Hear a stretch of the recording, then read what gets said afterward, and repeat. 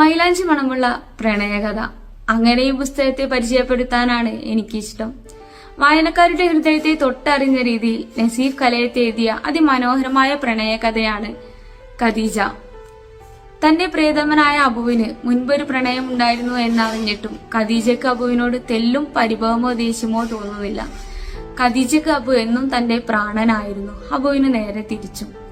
ഇടയ്ക്കുള്ള തമാശക്ക് ഖദീജ അബുവിനോട് ചോദിക്കുന്നുണ്ട്, നിങ്ങൾക്ക് ആയിഷയല്ലേ കൂടുതൽ ഇഷ്ടമെന്ന്. അതിന് അബു നൽകുന്ന മറുപടി ഇങ്ങനെയാണ്: ഖദീജ, നീ എനിക്ക് എന്നും എന്റെ ഖദീജയല്ലേ, ആയിഷ അത് വേറെ തന്നെയല്ലേ. ചിലരുടെ മനസ്സിൽ നമുക്കൊരു സ്നേഹത്തിന്റെ സ്ഥാനമുണ്ടാവും, മറ്റാരു വന്നാലും അതിന് പകരമാകില്ല. അബുവിന് ആയിഷ തന്റെ ആദ്യ പ്രണയവും ഖദീജ തന്റെ നിത്യപ്രണയവുമാണ്. തീർത്തും അപ്രതീക്ഷിതമായി തന്നെ ഇല്ലാതാക്കും തരത്തിലാണ് ഖദീജയുടെ മരണം അബുവിനെ ബാധിക്കുന്നത്. അബുവിന് അവിടെ നഷ്ടമാകുന്നത് തന്റെ റൂഹിന്റെ പാതിയെയാണ്.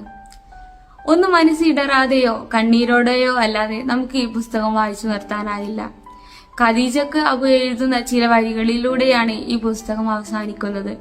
അതിൽ എനിക്ക് ഏറ്റവും സങ്കടമായി തോന്നിയ ചില വരികൾ അത് ഇങ്ങനെയാണ്: ഖദീജ, ഞാൻ നിന്റെ മൈലാഞ്ചിയിൽ നിന്നും കുറച്ച് മൈലാഞ്ചി എടുക്കുന്നുണ്ട് കേട്ടോ. കുൽസുവിന് കയ്യിൽ ഇട്ടു കൊടുക്കാനാണ്. ഉമ്മാനെ കാണണം എന്ന് പൂതി പറയുമ്പോൾ എനിക്ക് ഓളോട് പറയാലോ, 2 കൈയും മൂക്കിനോട് അടുപ്പിച്ച് കണ്ണടച്ച് മണത്താൽ മതിയെന്ന്. അത് നിന്റെ ഉമ്മാന്റെ മണമാണെന്ന്.